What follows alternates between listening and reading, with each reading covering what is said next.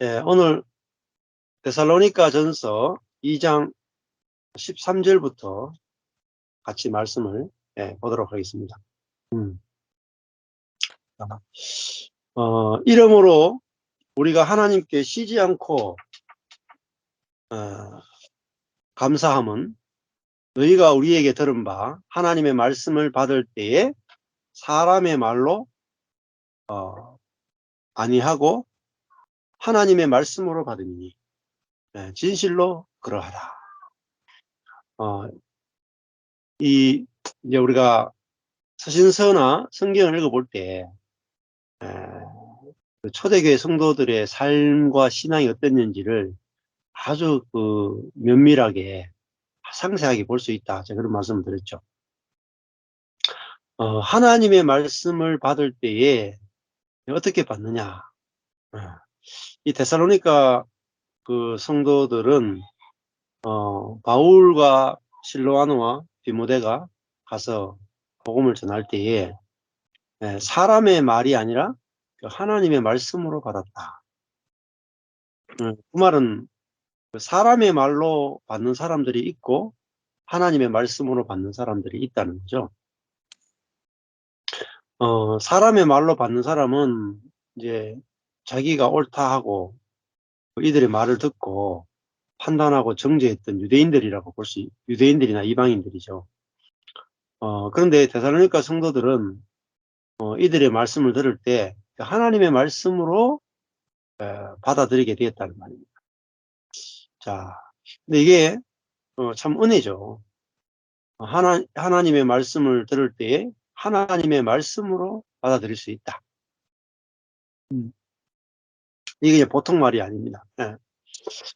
저도 그냥 뭐 교회에서 이렇게 설교를 해보면 설교하면은 성도들이 그냥 오늘 설교하셨네 뭐 이렇게 생각할 때도 많고, 그 다음에 어떨 때는 저건 말씀이 좀 틀렸는데 하면서 들을 때도 많고, 어떨 때는 정말로 하나님의 말씀이다 이렇게 들을 때도 있거든요.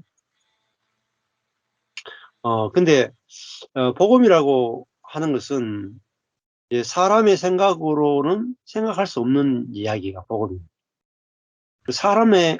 사람 안에는 없는 거예요. 사람의 생각 안에 없는 게 복음이다.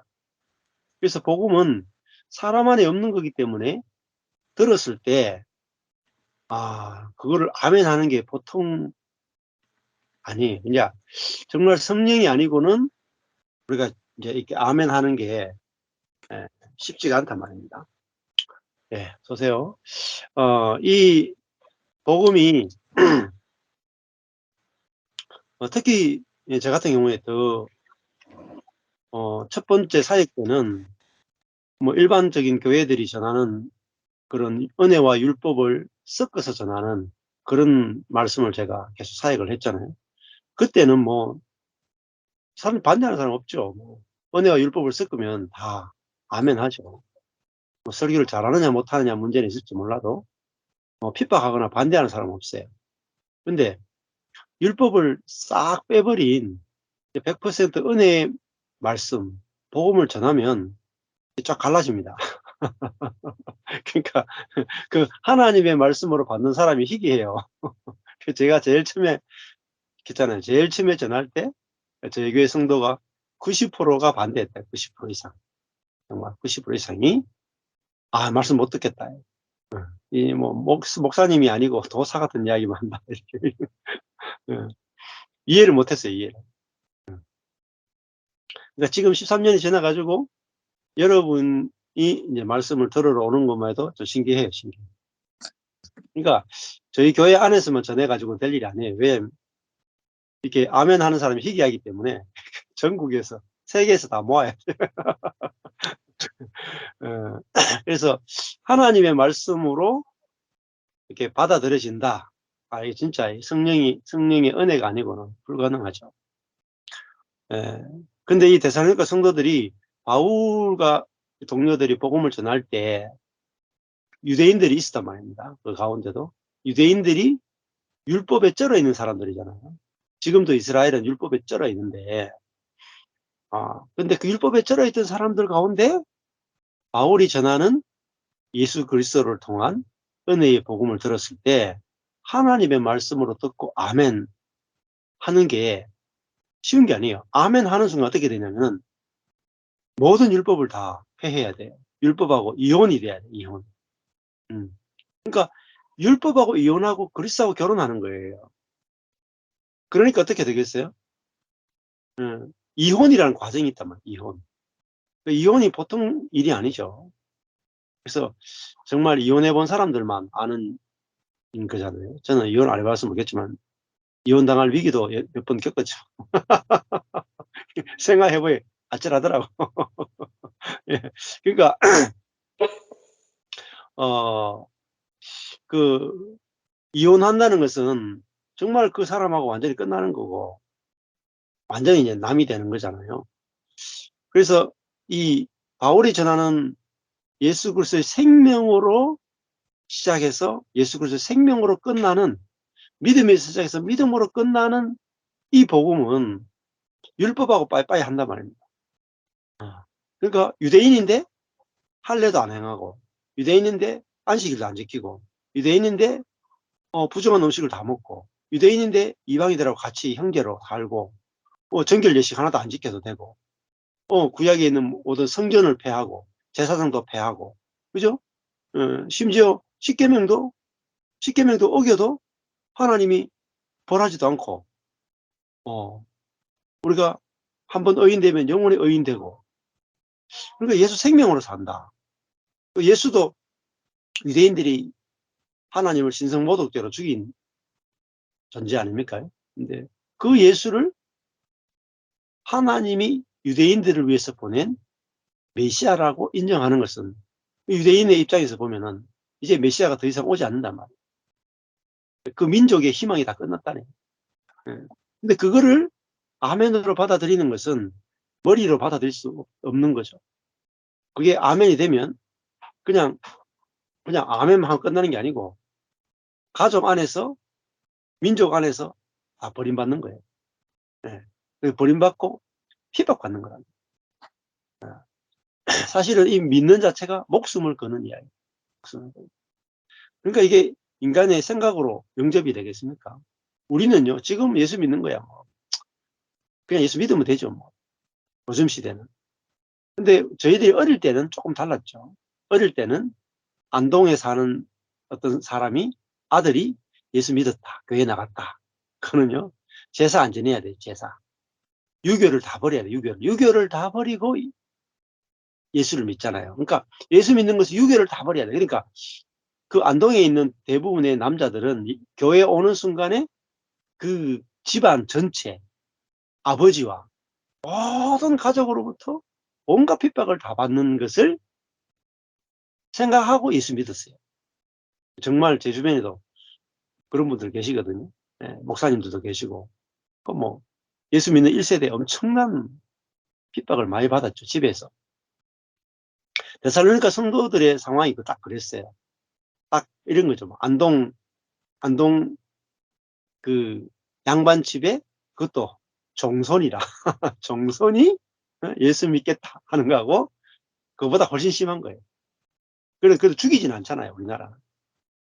근데 유대 사회에서는 죽일 수도 있다. 지금 이슬람처럼 명예살인처럼 죽일 수도 있는 그런 상황이다. 예. 자, 그런 상황에서 바울과 실로아노와 디모데가 예수 그리스도로 인한 하나님의 새로운 언약으로 새 백성이 만들어져서 새로운 하나님 나라에 들어가는 이 복음을 듣게 됐는데 그걸 아멘 했다. 그러면 민족으로부터도 빠이빠이 이혼하고 율법과도 이혼하고 내 자아하고도 이혼하고 이제 예수 생명으로 살고 예수 생명에 이끌려서 살아가는 그 삶으로 들어가잖아요. 근데 그거를 인간의 이성으로 아멘 되겠습니까? 불가능해요. 왜냐하면 가족과 재산과 지위와 직업과 모든 걸 다 잃어버릴 수 있는 상황이죠. 제가 옛날에 그 셀교회를 했었거든요. 셀교회 해가지고 제가 대만의 세계 셀교회 지도자대회까지 갔다 왔다니까요. 그때 같이 갔는 분들 중에 유명한 분들 많아요. 지금 부산에 뭐 풍성한 교회 그런 목사님하고 뭐 하여튼 서울의 신길교회 목사님 뭐 하여튼 좀 유명하다는 분들 많이 갔어요. 저도 같이 가서 이제 같이 갔었는데 그러니까 이제 뭐 인도네시아에 있는 셀교회 이야기들을 해요. 인도네시아는 이슬람권이잖아요. 근데 그 이슬람권에 있는 사람들이 예수를 믿을 때 어떻게 하느냐? 예수를 영접할 때, 내가 예수를 영접할 때 처음부터 있잖아요. 순교를 각오하고 예수 믿. 내가 예수 믿으면 집 안에서 다 쫓겨나고, 어떤 핍박이 다 오고, 심지어 죽인다. 그래서 예수 믿는 순간에요. 예수 믿고 나는 이제 구원 받았으니까 이제 제자 훈련이나 좀 받고 교회 봉사만 좀 하고 이런 게 아니에요. 그러니까 예수 믿는 순간에 당신이 예수 믿어서 죽어도 좋은지 그거를 가지고 영접을 시켜요. 인도네시아 교회가 셀교회. 그러니까 당신이 예수 믿으면 뭐 가족으로부터 모든 사람으로부터 다 버림받고 쫓겨나고 가난케 되고 죽음까지 당할 수 있는데 그래도 당신은 예수를 믿기를 원합니까? 이렇게 영접을 시켜요. 그러니까 아멘 그잖아요. 다 눈물 받아 나는. 그러니까 어, 교회도요 밖으로부터 핍박이 조금 있어야 성도들끼리 하나가 되는데 밖으로부터 핍박이 없으니까 성도들끼리 하나가 안 돼요. 그러니까 교회가 뭐 핍박이 없는 게 꼭 좋은 건 아니에요. 근데 자꾸 기독교는 자꾸 있잖아요. 교회가 핍박을 안 받는 상황이 되기 위해서 자꾸 이렇게 기독교 국가를 만들려고 하는데 꼭 좋은 게 아닙니다. 기독교 국가가 되면은 교회가 타락해요. 적당한 핍박은 필요합니다. 자, 이 데살로니가 교회가 적당한 핍박 정도가 아니고 아주 심한 핍박 상황이 있다. 지금도 마찬가지. 예수 믿고 난 이후에도 어떤 문제냐. 지금 이제 데살로니가전서 2장에 보면은 그거예요. 이들이 이렇게 하나님의 말씀으로 복음을 받아들였지만 핍박이 계속 오는 거예요. 핍박이 엄청난 거죠. 그러니까 믿음이 약해질 수도 있고 떠날 수도 있고 돌아갈 수도 있죠. 유대교로 다시 돌아갈 수도 있고 율법으로 다시 돌아갈 수도 있다. 핍박이 너무 심하니까. 그래서 바울이 편지를 써서 그들을 위로하고 격려하고 그들의 믿음을 확인하고 그렇게 하는 거죠. 자, 그래서 하나님의 말씀을 받을 때에 사람의 말로 하지 아니하고 하나님의 말씀으로 받음이니 진실로 그러하다. 그러니까 바울이 봤을 때 여러분들이 혼으로 예수를 영접하는 게 아니라 정말 그 성령으로 성령에 의해서 이 복음을 받아들였다. 나도 그걸 확실한다 이렇게 말해요. 그러니까 이것도 굉장히 중요합니다. 목회자가 성도들이 예수를 영접하는데 혼적으로 영접하는지 성령에 의해서 영접하는지 우리는 체크 안 하잖아요. 근데 바울은 고린도전서 보면은 항상 복음을 전할 때 미련하고 약하고 두려워하고 떨면서 복음을 전했고 받아들이는 사람이 성령에 의해서 복음을 받아들이는지가 굉장히 중요했어요. 그래서 시작부터가 성령으로 시작해서 성령으로 마치는 것이 신앙생활이다.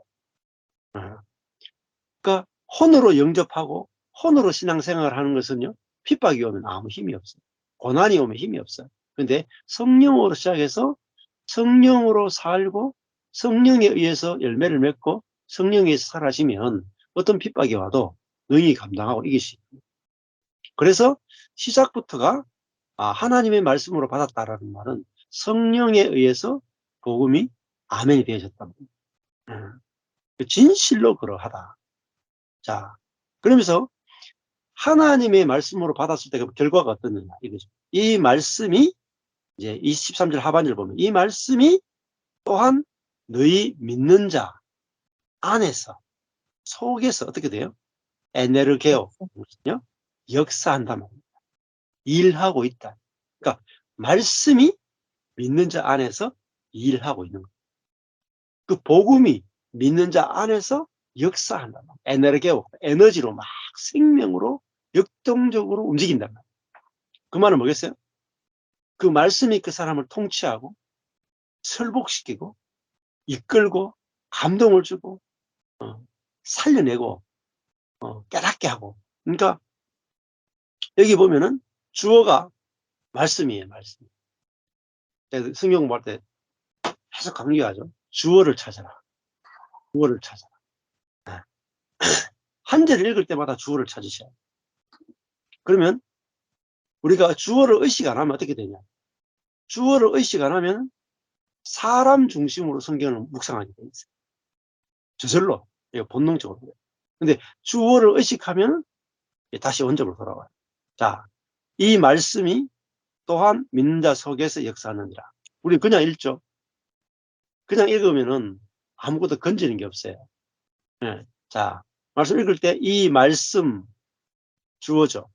이 주격조사죠. 이 말씀이 너희 믿는 자 속에서, 이게 사실 목적어가 똑같아요. 말씀이 믿는 자 속에서 역사한다. 이 서술어죠. 말씀이 역사한다. 말씀이 일한다. 어디서요? 믿는 자 안에서. 사람은요, 가만히 있어요. 수동이에요. 말씀이 능동이고 사람은 수동이에요. 이걸 보는 게 너무너무 중요합니다. 너무너무 중요해요. 이 코페르니쿠스 대혁명이고 전환이에요. 아, 성도란 뭐냐? 말씀이 속에서 역사하는 존재구나. 그러니까 내가 그러니까 성도가 말씀을 지키는 게 아니고, 그죠? 그러면 성도가 주어져. 성도가 말씀을 목적어죠. 지킨다. 성도가 지킨다. 성도가 역사한다. 성도가 일한다. 이게 율법적 구조란 말이에요. 율법적 문장이란 말이에요. 그게 아니고 말씀이 역사한다. 말씀이 일한다. 말씀이 일한다. 그러니까 성도는요. 말씀이 일하니까 그거를 성도는 자기 안에서 말씀이 일하고 자기 안에서 말씀이 역사하는 것을 경험하고 누리는 거죠. 그렇죠. 이게 복음의 생활이에요. 그러니까 예를 들면 갈라디아서 2장 20절이라고 칩시다. 갈라디아서 2장 20절. 내가 그리스도와 함께 십자가에 못 박혔나니 그런 적이 내가 사는 것이 아니요 내 안에 그리스도께서 사시는 것이라. 자, 읽으면 보세요. 내가 그리스도와 함께 죽었다. 십자가에 못 박혔다. 라는 그 말씀이 믿는 자 안에서 역사하면 어떻게 되겠어요? 그 말씀이 있으면 내 옛사람이 그리스도와 함께 십자가에서 죽었네요. 라고 내 안에서 믿어지고 그것이 실제화되어지고 이걸 뭐예요? 말씀이 하는 거예요. 말씀. 그걸 나는 그 경험만 하면 되는 거예요. 말씀이 일한다. 그러니까 말씀이 역사한다. 말씀이 일한다. 그럼 사람은 마치 이 같아요. 말씀이 의사고 사람은 환자예요. 의사가 수술하죠. 환자가 수술 받죠. 그럼 나아요. 근데 의사 양반 여기 좀 앉아보세요. 제가 어떻게 수술하는지 좀 지켜보세요. 잘하고 있는지 못하고 있는지. 환자가 막 수술합니까? 아니잖아요. 주어를 찾는 게 너무너무 중요해요. 그래서 13절에도 이 말씀이 에네르게오 일하고 있다. 움직이고 있다. 역사하고 있다. 어디 있어요? 데살로니가 성도들 속에서 이 복음이 역사하고 있는 거예요. 그러니까 뭐가 보여야 돼요? 교회는 말씀이 일하고 있고 말씀이 역사하고 있는 게 보여야 된단 말이에요. 그 목사님이 일하고 있다. 어떤 사역자가 열심히 하고 있다. 성도들이 열심히 하고 있다. 이게 보이기 전에 말씀이 일하고 있는 게 보이는 거예요. 그러니까 말씀이 일하고 있지 않으면 사실은 교회는 무너져요. 그래서 저희 교회도 아무것도 하는 게 없어요. 아무것도 하는 거 없이 딱 하나만 해요. 말씀만 전하잖아요. 말씀만.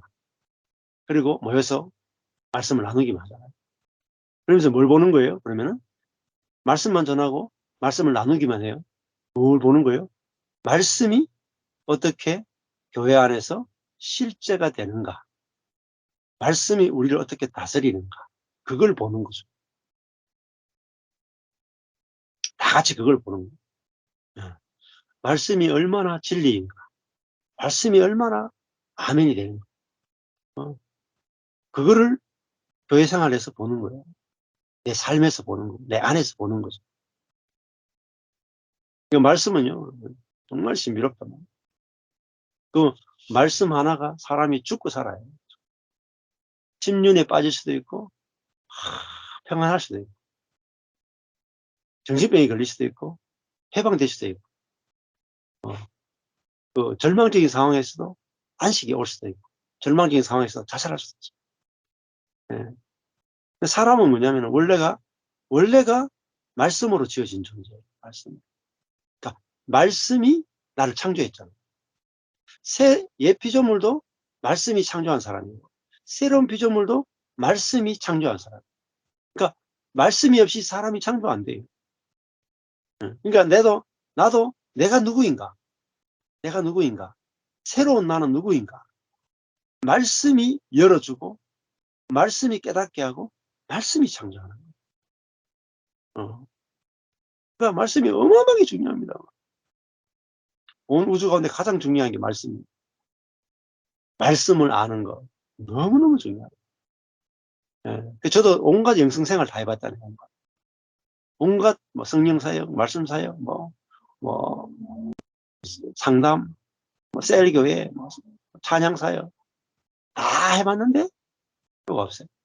근데 진짜 복음의 말씀이 딱 저한테 왔을 때 그다음부터는 딱 안식이 되고 만족이 되고 다른 거 아무것도 필요 없어요. 말씀만 딱 있으면 돼요. 이게 말씀이 역사한다는 말은 말씀은 능력이 있단 말이에요. 말씀 자체가 능력이 있다. 그러니까 말씀만 제대로 딱 전하면 돼요. 말씀. 근데 그 말씀이 교회 안에서 역사하고 말씀이 우리 안에서 역사한다. 응. 목회자가 열심히 해야 되는 게 아니에요. 성도가 열심히 해야 되는 게 아니에요. 정확한 복음의 말씀만 전할 수 있으면 그 말씀이 교회를 건축해 간다. 건축. 네. 자, 14절에 보면 형제들아 너희가 그리스도 예수 안에서 유대에 있는 하나님의 교회를 본받는 자 되었으니 유대에 있는 하나님의 교회는 주로 이제 예루살렘 교회겠죠. 그러니까 이 형제들은 데살로니가에 있는 교회니까 데살로니가 유럽 쪽에 있고 지금 예루살렘 교회는 아시아 쪽에 있잖아요. 거리가 굉장히 멀죠. 근데 이 데살로니가 교회 형제들이 핍박을 받았죠. 그렇지만은 그 핍박 가운데도 믿음을 지키고 있었죠. 형제들아 너희가 그리스도 예수 안에서, 그러니까 그리스도 예수 안에서라는 말을 쓰는 것은 예루살렘 교회가 율법 안에 있지 않고 그리스도 예수 안에 있는 교회랍니다.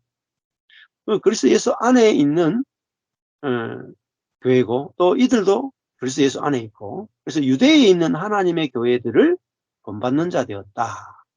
왜냐하면 예루살렘 교회가 제일 먼저 유대인들로부터 핍박을 받죠. 그래서 교회가 짜갈라지잖아요. 짜갈라져 흩어지면서 유럽의 많은 교회를 파생시켰죠.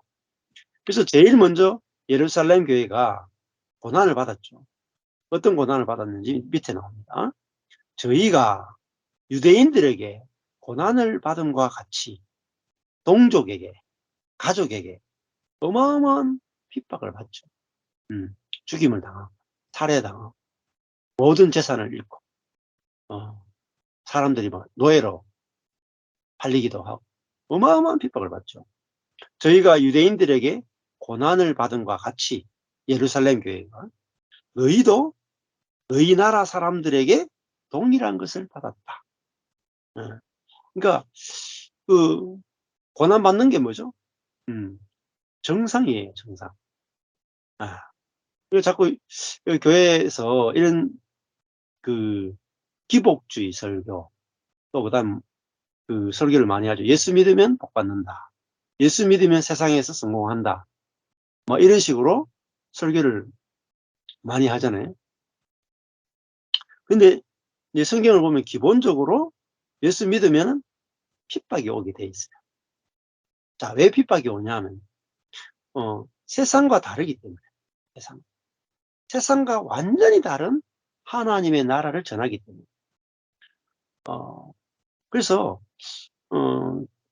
그러면 세상에서만 핍박받느냐? 더 큰 핍박은 교회에서 핍박받아요. 교회가 율법화되어 있고 교회가 세상화되어 있기 때문에. 제일 먼저 핍박은 세상에서 오지 않아요. 예루살렘 교회도 보세요. 제일 먼저 핍박은 같은 나라 안에서 온다니까. 하나님 믿는 사람들로부터 핍박이 왔다니까. 도망가서 원래 예수님도 유대인들에게 핍박을 받다가 유대인들이 예수님을 이방인에게 넘겨서 이방인에게 핍박받았잖아요. 그래서 기본적으로 핍박을 받죠.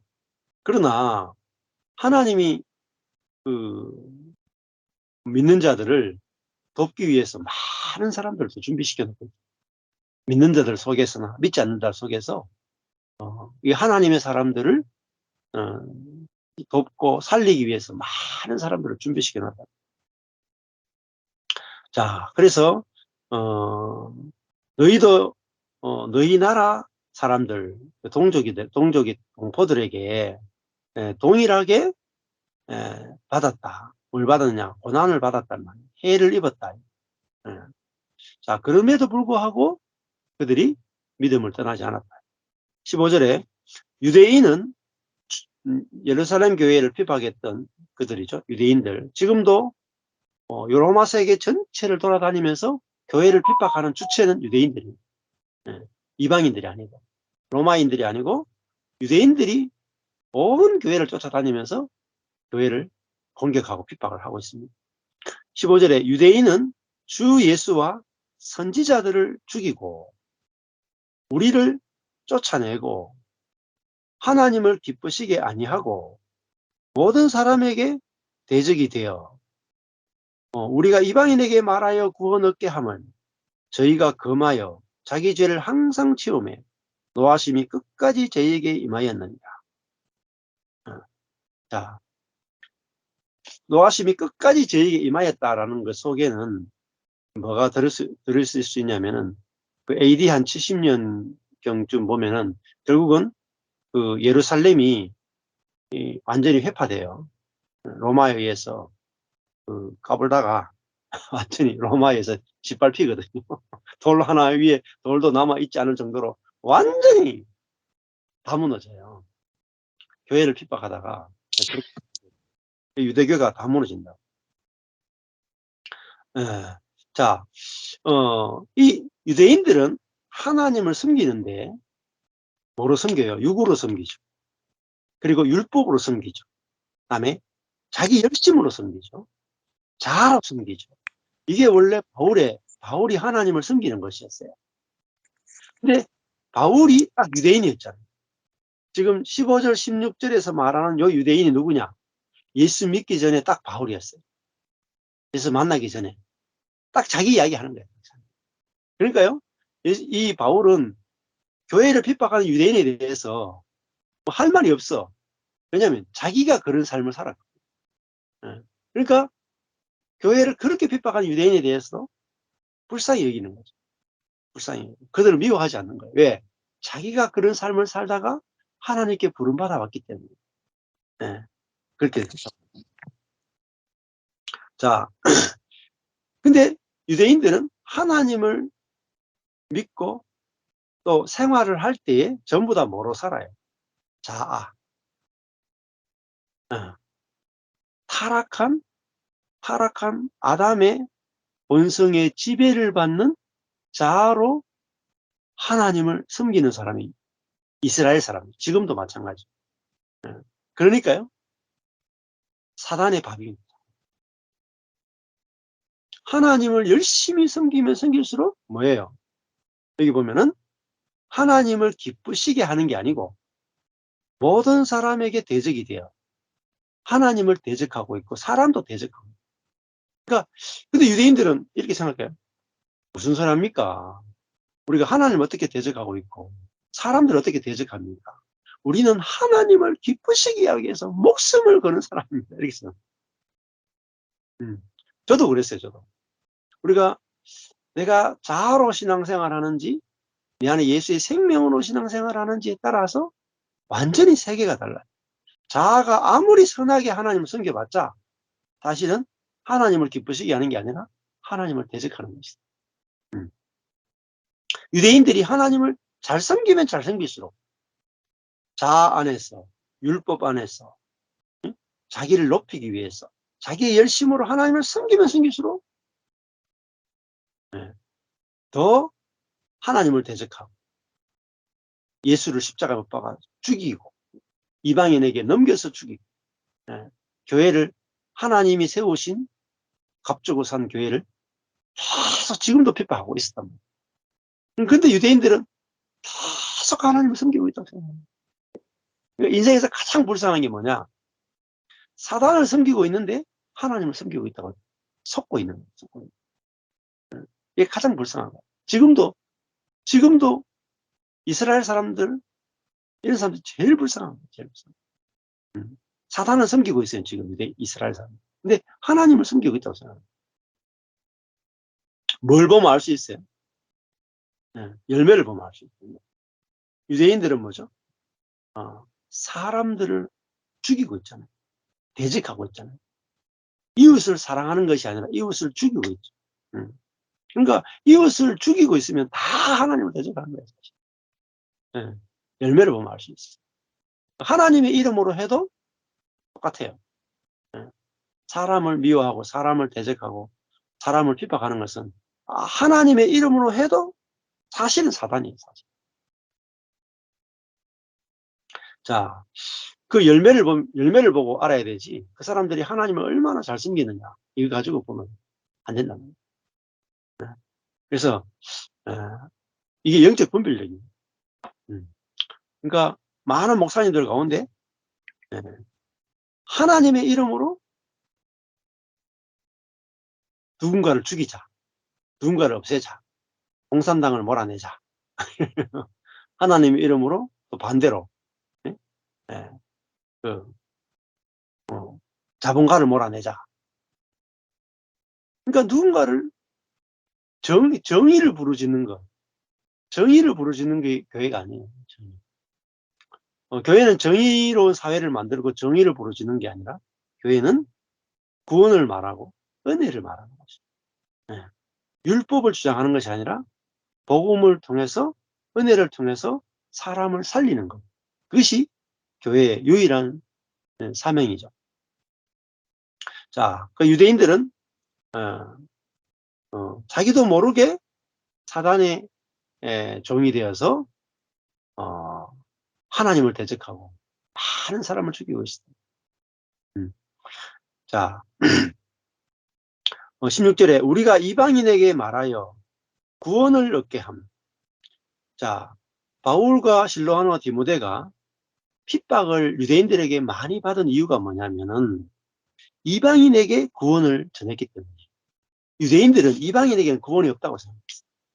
이방인들이 할례를 받고 유대인이 돼야 하나님의 나라에 들어오고 하나님의 구원이 있다고 봤어요. 근데 바울은 이스라엘 사람이 안 돼도 된다.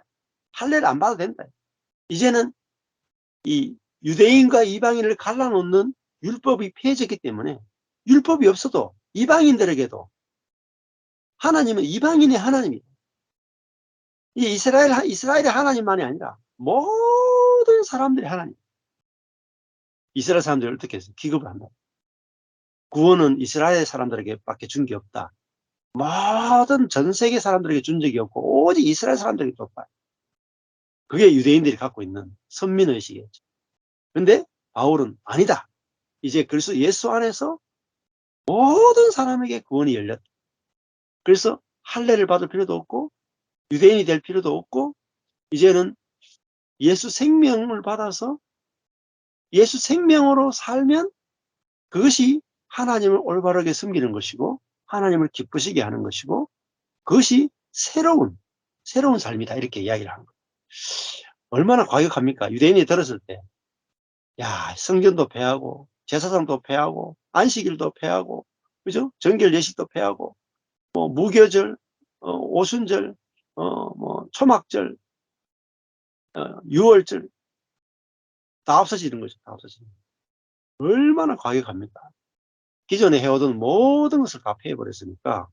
그리고 이방인과 유대인을 나누던 담, 율법이라는 담을 다 허물어버렸으니까, 정말 유대인들을 봤을 때는 바울은 하루빨리 제거해야 되는 그런 그 바이러스와 같은 존재겠죠.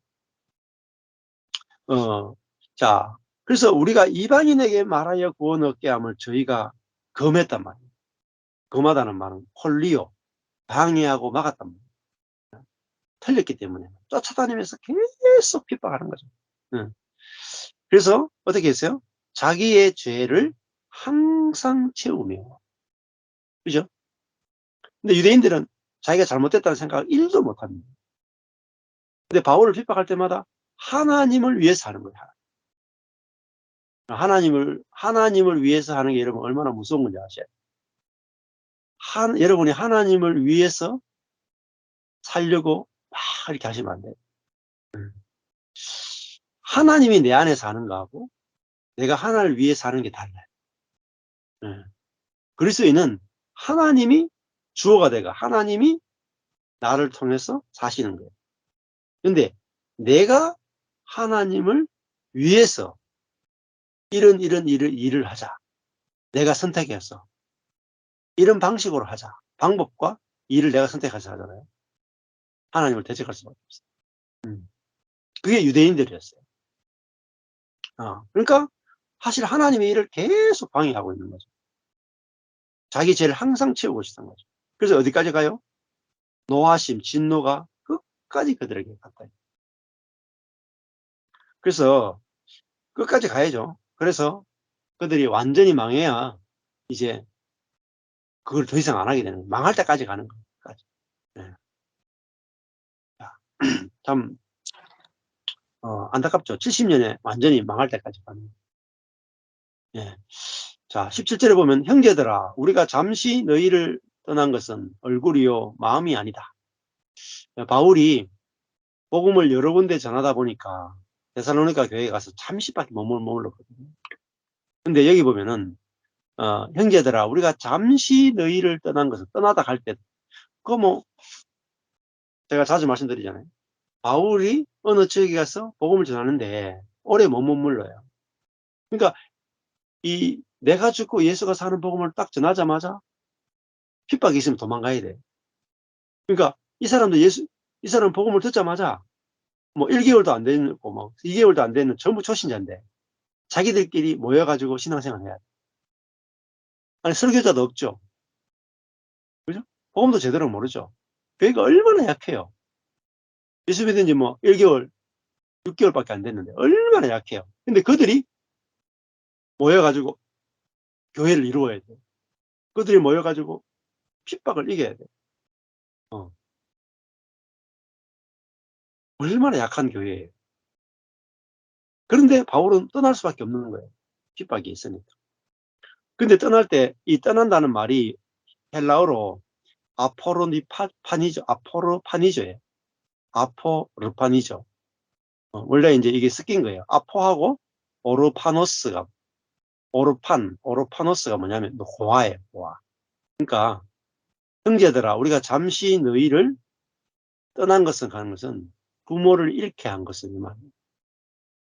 그러니까 자기가 복음을 전했으니까 그들과 함께 있으면서 복음으로 이들을 사랑하고 이들을 품고 이들과 같이 살면서 그 복음으로 양육을 젖을 먹이고 양식을 먹이고 이렇게 처음에 젖 먹이고 이유식 먹이고 그리고 밥을 먹이고 이렇게 키워주고 가야 되는데 바울이 그럴 수가 없단 말이에요.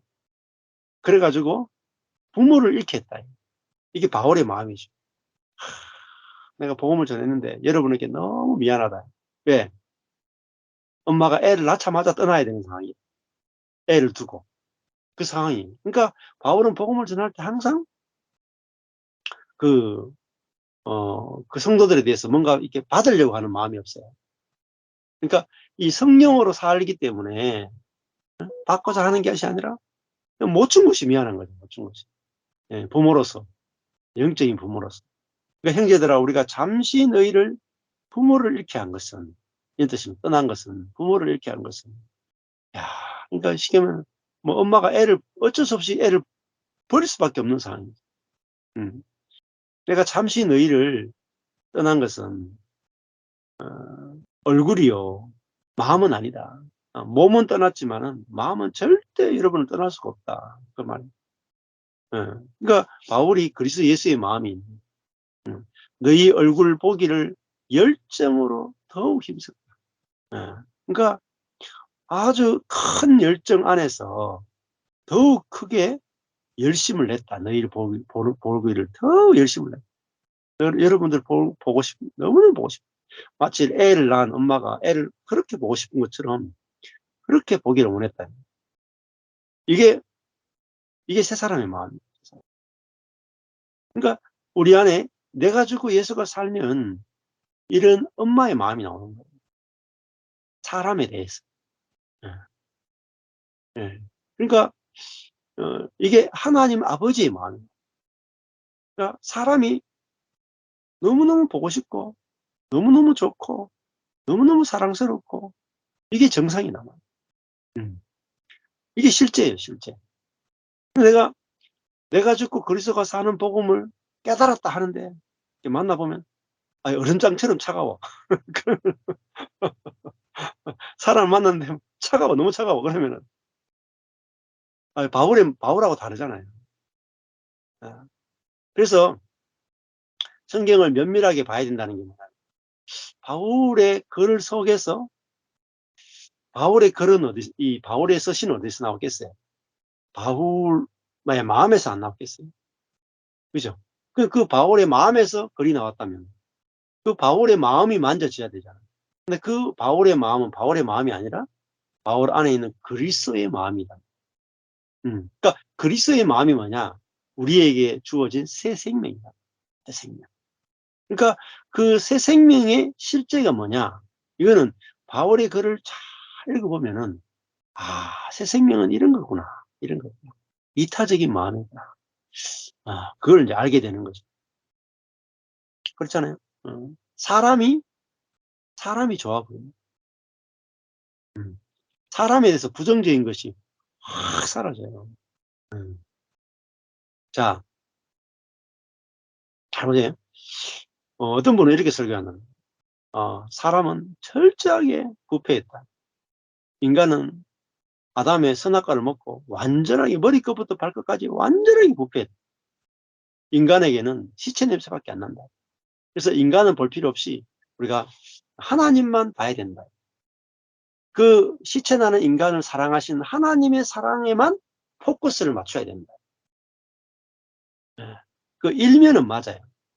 하나님의 사랑에만 포커스를 맞추고 그 하나님의 사랑으로 우리가 그 감동받고 그 하나님의 사랑으로 은혜 받는 거 아주 중요한 거죠. 정말 중요한 거죠. 근데 그거는 아직도 구약적이에요. 구약적. 그러니까 인간이 철저하게 부패했다. 그 철저하게 부패한 인간을 하나님 십자가의 은혜의 사랑으로 사랑하신다. 근데 근데 옆에 있는 사람을 이렇게 보면 어때요? 철저하게 부패한 인간이야. 철저하게. 저 머리끝부터 발끝까지 저 문둥병으로 가득 찬 인간이라 고름이 막 냄새가 나고 인간은 철저하게 부패했네. 교회로 모이면 안 되는구나. 다 각자 흩어져 가지고 각자 동굴에서 하나님만 그냥 섬기고 살자 이렇게 간단 말입니다. 잘못된 신앙이에요. 그게 아니에요. 철저히 부패해 가지고 죽어 있는 인간, 냄새 나는 인간, 그 인간을 하나님께서 십자가의 사랑으로 사랑하셨죠. 지금도 사랑하시죠. 사랑만 하는가요? 자신이 그 시체 안에 들어오셨단 말이에요. 시체 안에 생명으로 들어오셨단 말이에요. 그래서 시체를 부활시켰다. 부활시켜서 새로운 존재로 만드셨다. 이게 부활이에요. 예. 말. 그러니까 사람은 그리스도 안에서 허물과 죄로 죽었던 존재가 허물과 죄로 죽었던 존재가 이제 생명과 의로 새롭게 살아난 존재구나. 부활한 존재구나. 새로운 존재구나. 이전 것은 지나갔고 새로운 존재가 됐구나. 그래야지 '어 새로운 존재라고? 안 만나 봐야지.' 이렇게 되죠. 안 그래요? 어. 그러니까 새로운 피조물로서 하나님이 온전케 하셨구나. 그게 진짜 저 사람이구나. 옛사람은 죽었고 끝났구나. 이래야지 바울처럼 너희 얼굴 보기를 열정으로 더욱 힘썼다 이게 나오잖아요. 예? 데살로니가 성도들이 철저하게 부패했다. 너희들이 알아서 신앙생활해라. 난 모르겠다. 이렇게 했을 거 아니에요. 꼴도 보기 싫다. 이렇게. 너희하고 같이 만나기도 싫다. 너희들 십자가 사랑만 알고 그냥 너희끼리 살아라. 아니죠. 너희 얼굴 보기를 열정으로 더욱 힘썼다. 너무너무 보기가 원해. 내가 그리스도 예수의 마음으로 너희를 사모한다. 심지어 다른 성경은 사모한다. 이 정도는 돼야지 교회 생활하는 맛이 안 납니까? 예? 형제와 자매가 다 너무너무 사랑하고 너무너무 보고 싶고 함께 있는 것이 천국이고 이게 천국이 왔다는 거잖아요. 천국이. 내가 남편하고 살고 아내와 사는 게 천국입니다. 예? 내가 안 죽고 영원히 이 땅에서 영원히 살았으면 좋겠습니다 할 정도로 사실 그 정도까지 와야 된다는 천국이. 자, 근데 이제 반대로 설교해 목사님들은 이 땅에서 부부가 너무 행복하면 안 돼. 좀 그 괴로워야 어? 괴로워야 마지막 때 재림할 때 그 완전한 천국을 우리가 소망할 수 있지 지금 너무 행복하면 안 돼. 이렇게 행복을 다 밀어놓는다. 그리고 그래도 된다고 생각합니다. 그러면요 복음을 전할 수가 없습니다. 세상이 까딱도 안 해요. 교회를 보고요. 세상이 조금도 움직이지 않습니다. 사도행전 지금 하고 있는데 예루살렘에 있는 모든 유대인들이 어떻게 예루살렘 교회로 하루에 3,000명, 5,000명이 몰려왔어요. 복음을 들어서만이 아니에요. 교회를 통해 나타난 하나님의 영광을 봤습니다. 그래서 구약에서 하나님의 선교, 미시오 다이, 하나님의 선교. 신약에서 하나님의 선교는요, 하나님이 교회를 통해서 당신의 영광을 나타내셨기 때문에. 그게 구약의 솔로몬 시대가 뭐죠? 하나님의 영광을 나타내는 하나님 나라가 이 땅에 임한 거예요, 완전한. 예표로서. 그 영광을 보고 시바의 여왕이 그 먼 곳에서 예루살렘까지 찾아오잖아요. 저절로 빛을 보고 오는 거예요. 빛을 보고. 예. 마치 신약도 있잖아요. 교회의 빛을 보고. 그래서 예수님도 너희는 세상의 빛이다. 너희는 세상의 소금이다. 산 위에 있는 동네가 숨기지 못한다. 어. 그 빛을 보면 사람들이 몰려온단 말이에요. 근데 교회가 지금 왜 텅텅 비느냐. 빛이 없으니까. 빛이. 어둠이니까. 세상이 어둠인 것처럼 어둠이니까 뭐 교회나 내나 뭐 똑같이 안 온다. 근데 빛만 비추면 돼요. 뭐 호롱불 정도면 돼도 되는데 호롱불도 없다. 반딧불 꽁무니만큼만 있어도 돼요. 네? 빛만 있으면 오게 되어 있습니다. 그러니까 전도는 빛으로 하는 거예요. 빛으로. 4개 있잖아요. 예수 생명의 빛이 있느냐 없느냐의 문제. 있기만 하면 사람들이 오게 되어 있어요. 빛을 보고. 생명의 빛. 자, 바울의 마음을 보십시오. 얼마나 생명의 빛이 반짝반짝거립니다. 응? 바울이 이런 인간이 아니잖아요. 교회를 핍박하고 하나님을 대적하던 살기로 충만한 인간이 바울이었는데 이제는 어때요?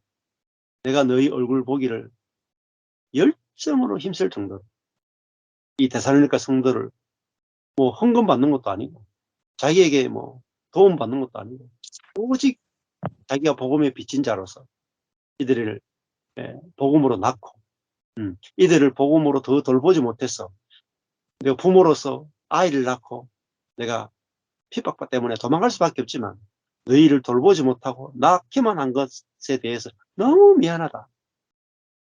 그래서 17절에 형제들아 우리가 잠시 너희를 떠난 것은 얼굴이요 마음은 아니다. 너희 얼굴 보기를 열정으로 더 힘써. 정말 그렇더라고요. 제가 이 복음을 알게 되니까 제가 우리 성도를 볼 때도 야, 주중에도 성도들이 보고 싶어요. 보면 너무 좋아요. 행복해. 성도들을 볼 때 행복해요. 서울에도 이번 주 가잖아요. 근데 뭐 가서 뭐 세미나 해야지. 아이고 말씀을 잘 전해야지. 이런 것보다 간다 하니까 사람들이 보고 싶어서 가는 거예요. 네. 그죠? 네. 그게 본질이에요, 본질. 같이 가서 또 얼굴을 맞대고 같이 교제하고 하나님 하신 일을 나누고 또 우리 안에 생명이 흐르고 어, 사람이 좋지 않으면은 사이가 안 돼요. 네. 있잖아요. 예. 예수님 딱 생각해 보세요. 예수님 말씀만 전했나요? 아니다는 거예요. 예수님은 사람이 좋았다는 거예요. 그 삭개오의 집, 뭐 세리장 얼마나 더러운 인간입니까? 근데 그 더러운 인간인 세리장의 집에 내가 오늘 너희 집에 요하해. 그 집에 들어가서 같이 눕고 같이 식사하고 같이 이야기하고 그 삭개오가 너무 좋은 거예요. 그러니까 삭개오가 충격받는 거예요. 예. 이렇게 담이 없는 분은 내가 본 적이 없다. 이렇게 정죄하지 않는 사람을 내가 본 적이 없다. 이렇게 율법이 없는 사람을 내가 본 적이 없다. 내가 이렇게 세리로서 더럽게 살아도 조금도 나를 정죄하지 않는 분은 자기를 조금 더 정죄하지 않는 분 앞에 가니까 어떻게 돼요? 자동적 회개가 일어나거든요. 네? 아, 예수님이 삭개오 집에 가서 회자도 나온 게 없어요. 개자도 나온 게 없고 식사만 했어요. 식사만. 근데 식사가 뭐예요? 유대인들의 개념의 식사가 뭐예요? 당신을 더러운 인간이 아니라 형제로서 받아들입니다. 그게 식사잖아요. 식사. 그러니까 삭개오는 자기가 삭개오인 자리에서 받아들여진 거예요. 회개도 안 했는데 이미 받아져 버렸어. 주님에 대해서. 회개 전에 받아들여져 버린 거예요. 사실 기독교 글쎄 이거예요. 내가 주님께 회개도 전에 받아들여져 버린 거예요. 받아들여졌으니까 회개가 막 나오는 거예요. 그 사랑 때문에. 그러니까 회개도 사랑 때문에 해야 되죠. 죄책감 때문에 하면 안 돼요. 죄책감 때문에. 그게 율법적 회개라. 사랑 때문에 하는 것이 복음적 회개고 죄책감 때문에 하는 게 율법적 회개. 애들도요. 애들 키울 때도 죄책감으로 회개시키면 안 돼요. 사랑으로 회개시키는 이 고단수예요. 고단수. 정말 고단수예요. 음. 뭐 애들이요. 부모가 자식을 존재 그대로 사랑하죠. 존재 그대로 사랑하면 애들이 그 사랑을 떠날 수가 없어요. 근데 그 사랑 때문에 그 사랑 안에 머물고 싶어서 애들이 딱딱 다 맞춰지는 거예요. 튀어나가지 않는 거예요. 예. 그게 너무 좋아서. 너무 좋으면요. 안 튀어나가요. 예를 들어 볼까요? 우리 뭐 선생님 계시는데 학생들이 요즘 중딩 아주 그냥 무서운 중딩들이잖아요. 중딩들이 학교 자꾸 튀어나가려고 그러죠. 왜 튀어나가려고 그래요? 학교가요. 매력이 없어. 머물 만한 곳이 아니라 하루빨리 튀어나가고 싶은 곳이. 그러니까 학교가 너무 자기를 사랑하고 학교가 자기를 너무 좋아하고 학교가 자기를 존재로 대하면 학교에서 나가 하면 학교에서 원하는 행동 내가 다 할게요. 절대로 나를 쫓아보내지 마세요. 이렇게 됩니다. 근데 나가 하면 잘 됐다. 잘 됐다. 검정고시 치마 됐다. 잡아놓을 방법이 없어요. 사람을 잡아놓는 건 사랑이에요. 사랑. 교회도 마찬가지입니다. 교회도 있잖아요. 나가 그러면요. 나가. 그러면 아이고 내가 이 공동체에서 버림받으면 어디 가겠습니까? 저를 제발 좀 여기 있게 해주십시오. 이렇게 돼야죠. 정상적 교회지. 나가 그러면 내가 더 좋은 게 간다 하고 가뿐. 그러니까 그 교회 안에서 하나님의 사랑을 받아본 적이 없은 거예요. 성도들이 하나님의 사랑을 받아본 적이 없어요. 율법적 사랑, 거짓된 사랑, 인간적인 사랑, 강압하는 그런 거짓된 사랑만 받아봤지. 진짜 내 존재 그대로 자유케 하고, 존재 그대로 받아주고, 존재 그대로 안식케 하는 그 사랑을 받아본 적이 없는 거예요. 그러니까 교회를 나가는 것이 스트레스가 없어요. 오히려 스트레스 푸는 거라, 교회 나가는 것이. 교회 오는 게 스트레스. 그 방법이 없다니까. 교회 오는 게 스트레스인데 그 사람을 잡아놓을 방법이 없다니까. 그래서 저는 스트레스를 안 주기로 했습니다. 스트레스 일절 안 줘. 어, 음. 교회 오든지 말든지 여러분 자유입니다. 여러분 교회 오는 걸 좋아서 와야 되지. 의무가 1도 있으면 안 돼요. 네. 그래서 내가 너무 좋아서 교회 와요. 아무것도 안 해야 돼. 목사 굶어 죽어도 좋으니까 아무것도 안 해. 어, 어.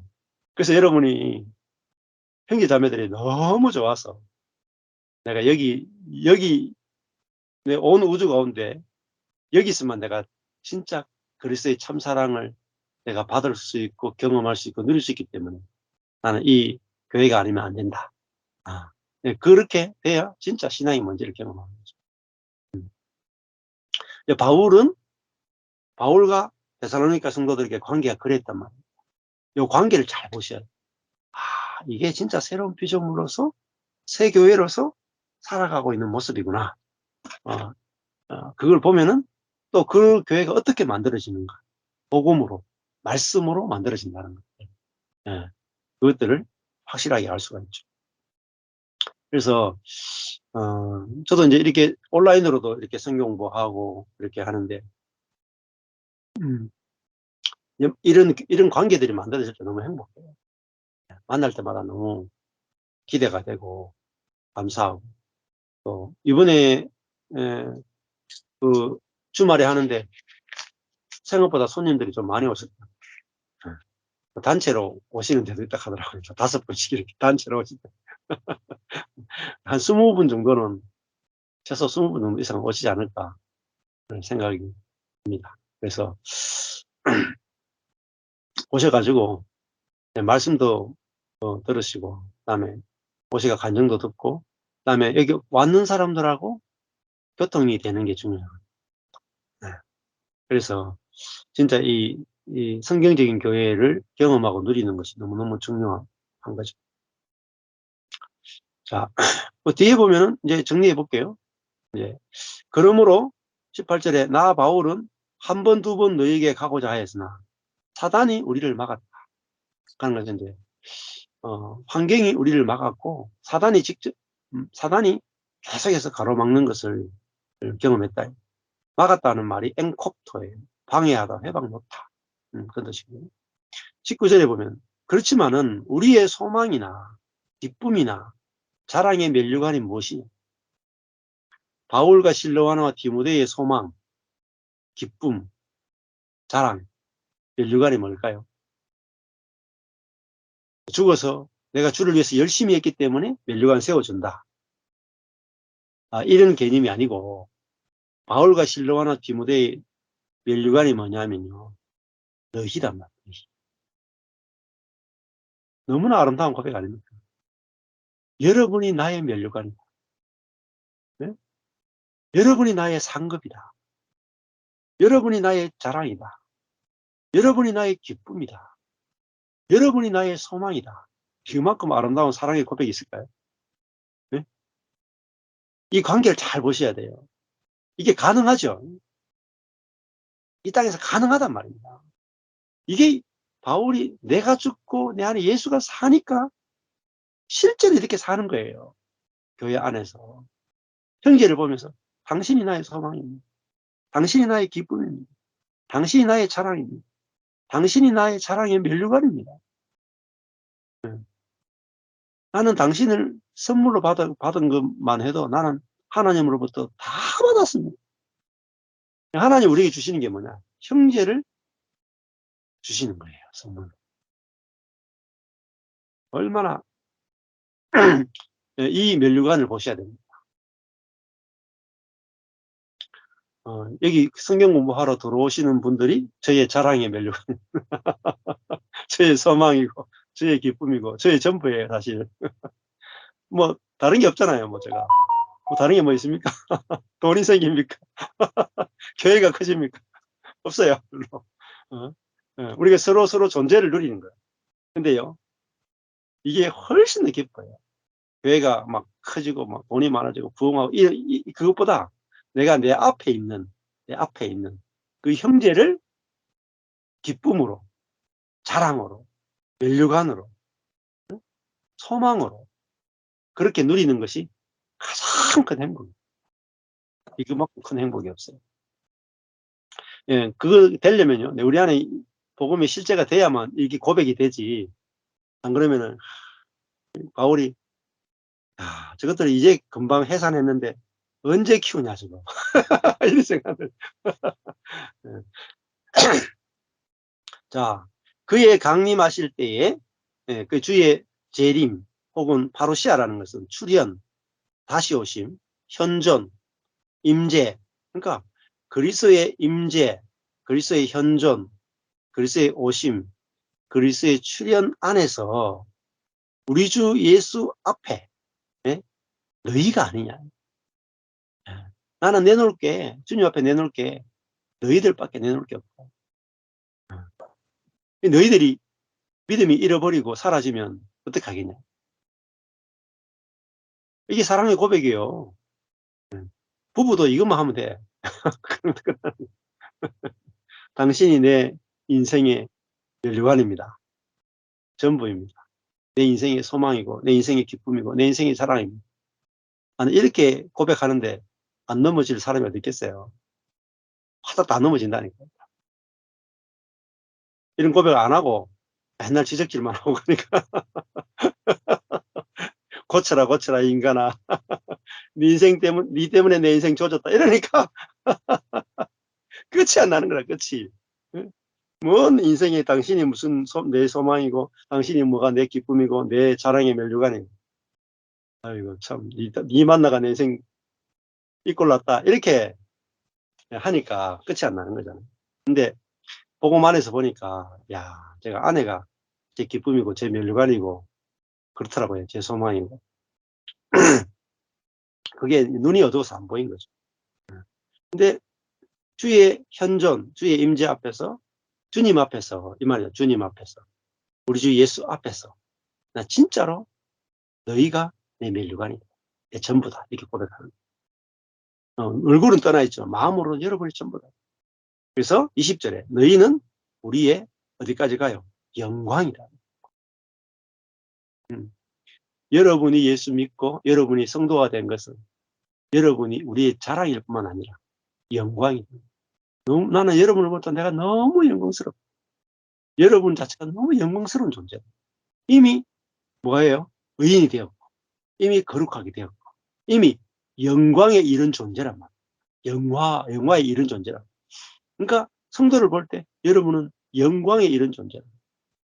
그러니까 뭐죠? 그러니까 기쁨이 나오는 거예요. 뭐 이제 예수 믿은 지 뭐 1년도 안 된 이 성도 보면서 무슨 영광, 기쁨이 나오겠어요. 근데 보고만 해서 봅니까? 완성되어 있으니까. 완성되어 있으니까 영광이요, 기쁨인 거예요. 그러니까 이게 뭐죠? 이게 성령 안에서, 복음 안에서 교제하고 교통하는 거. 그렇죠? 이게 성령의 교통하심이 이 무리 가운데 있을지어다 하는 것이다.